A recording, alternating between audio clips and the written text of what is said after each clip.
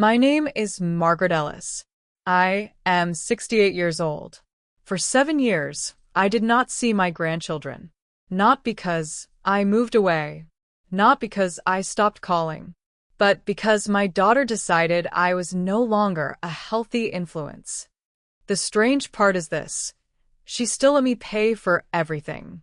If you had met Laura when she was young, you would have said she was bright, sensitive, creative. She cried easily. She loved deeply. She also needed constant reassurance. I didn't understand back then how dangerous that combination could become when mixed with pride. I built my life differently.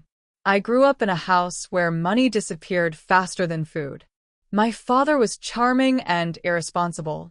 My mother worked 2 jobs and died tired. I promised myself that if I ever had a child, she would never feel instability under her feet. I worked 35 years as a school administrator. I tracked every dollar. I invested carefully. I paid off my house early. I saved not because I loved money, but because I hated fear. Laura married Jason when she was 28. He was charismatic in a way that made rooms lean toward him. He talked about startups, partnerships, scaling, big exits. He wore confidence like a tailored suit. What he didn't wear was consistency. The first time Laura asked for money, she cried, "Mom, we're behind on the mortgage. Just a temporary cash flow issue." I wired $25,000 the next morning. I didn't ask for documents. I didn't ask for proof. She was my daughter. That was the first mistake. The second request came 6 months later. Medical bills not covered by insurance. Then credit card debt. Then tuition for private school because public school doesn't challenge Emma enough. Then summer enrichment programs. Then a newer car because the old one isn't safe for the kids. Then braces. Then a refinance shortfall. Each time came wrapped in the same sentence: "It's just until we stabilize." They never stabilized. I began noticing patterns. Every time Jason started a new venture, income would drop for months. Every time income dropped, my phone would ring. Every time I hesitated even slightly, Laura's voice would shift, soft to strained. "You know we'd never ask if it wasn't serious." That sentence trains you to feel guilty for thinking. The argument that changed everything happened at my dining table one winter evening. The children were upstairs watching a movie. Jason had just quit another job. "I couldn't stay in a place that limits growth," he said, swirling wine in his glass. "Growth is built on stability," I replied calmly. Laura stiffened. "You always think you understand better than we do." "I understand numbers," I said. "And numbers say this isn't sustainable." Jason leaned forward. "We didn't invite you here for a lecture." "You invited me because tuition is due next week," I answered. Silence. It wasn't anger that filled the room. It was exposure. 2 weeks later, Laura sent a message. "We need space. The kids don't need financial pressure conversations. They feel uncomfortable." I had never spoken about money in front of the children. Not once. After that, birthdays passed without invitations. Holidays became quiet. Phone calls went unanswered. When I asked to see Emma and Jacob, the response was always gentle and final. "They're confused. Let's keep things calm." Calm meant controlled. But the invoices kept coming. "Mom, tuition deadline tomorrow." I paid. "Mom, Jacob's robotics program." I paid. "Mom, Emma needs a laptop for advanced classes." I paid. For 7 years, I funded their lives without watching them grow. Do you know what that does to a person? It turns love into paperwork. About a year into the silence, Laura invited me to dinner alone. She was warm, nostalgic, almost affectionate in a way she hadn't been for years. Halfway through dessert, she placed a folder on the table. "It's just precautionary," she said lightly. "In case something ever happens. Durable power of attorney. Financial access. Oversight. You're not sick," she added quickly. "But we have to plan ahead." I looked at her carefully. I am planning ahead, I said. She smiled, but her jaw tightened. Don't you trust me? There it was. The emotional pivot. Trust framed as surrender. I told her I would review it with my attorney. Her warmth cooled instantly. 2 weeks later, the cutoff message arrived. At first, I didn't connect those events. Later, I understood. Distance makes financial control easier. About 2 years into the silence, something else happened. A neighbor approached me in the grocery store. I heard you're not doing well. I'm fine, I said. Laura mentioned some memory issues. The world slowed down for a moment. Memory issues. That is how you build a case. I scheduled a cognitive evaluation the next week. Perfect results. Documented.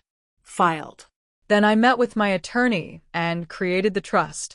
Not for Laura. Not for Jason. For Emma and Jacob directly. The funds would transfer to universities automatically. No middleman. No manipulation. No rewriting history. If I was going to be erased, I would at least be strategic. But the manipulation did not stop there. One night, Jason called me directly. His voice was clipped, urgent. We might lose the house. How? I asked. Investment delay. Later, I discovered investment delay meant he had poured money into a tech venture that collapsed within months. I wired funds. The next week, I saw photos online from a school fundraiser. A large donation under the Carter family commitment. Applause. Recognition. The donation amount was almost identical to what I had wired days earlier. Public generosity. Private dependency. That was the night I began documenting everything. Transfers. Dates. Messages. Statements. Not because I wanted revenge. Because I could feel something shifting beneath the surface. The children remained absent. Emma's 15th birthday passed without a call. Jacob's voice changed from boy to young man without my hearing it. Then 3 years ago, I almost lost everything. I received a formal letter. Petition for preliminary financial guardianship review. Filed anonymously, but not really anonymously. The claim cited recent confusion, irregular financial decisions, possible cognitive decline. They were building a narrative. My attorney handled it swiftly. Medical evaluations. Financial records. Independent assessment. The petition was withdrawn quietly before it reached court. Laura never mentioned it. Neither did I. But something inside me hardened permanently. Last year, the letter arrived. Grandma, we found your name in our college financial file. Emma's handwriting was careful, almost apologetic. They had been applying for scholarships. The university required disclosure of all funding sources. There it was, Margaret Ellis Educational Trust. They hadn't known it existed. For 7 years, Laura had allowed them to believe she and Jason were paying everything. They came to my door 2 weeks later. Emma was taller. Jacob's shoulders broader. They looked like strangers carrying my DNA. Mom said you stopped caring, Emma said. I never stopped, I answered. Then why are you paying for college? Because education belongs to you, I said. Laura arrived an hour later, furious. You had no right. I had every right, I replied calmly. You're manipulating them. No. I removed you from the middle. That sentence ended something. In the weeks that followed, the children began asking questions. About refinances. About job changes. About why we hadn't spoken. Jason avoided every conversation. Then Emma came alone. I think Mom was embarrassed, she said quietly. About needing you. That was the first honest assessment anyone had made. The truth began surfacing slowly. Credit card debt near limits.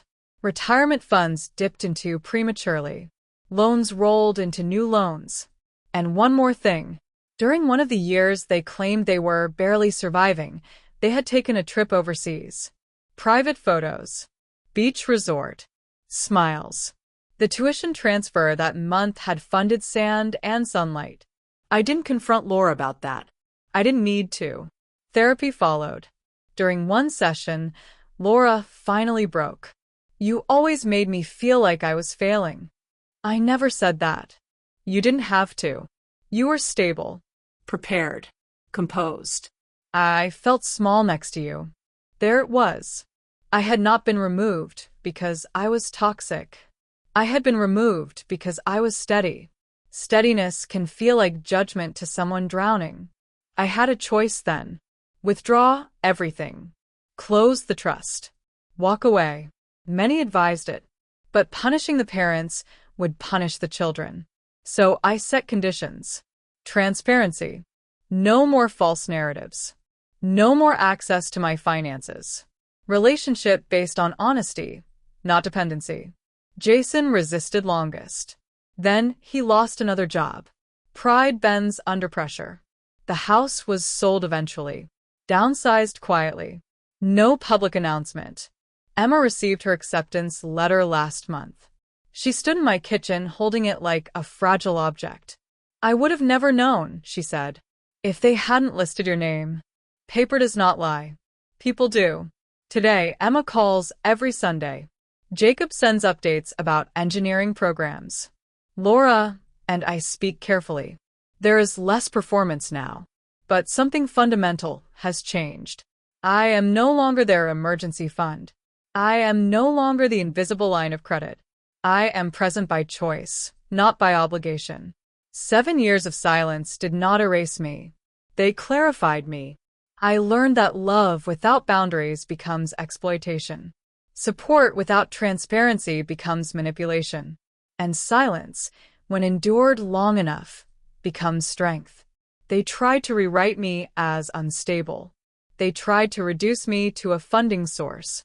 They tried to erase my presence from their narrative. But stability leaves records. Character leaves trails. And in the end, the truth surfaced not through confrontation, but through a single line of ink on a financial document.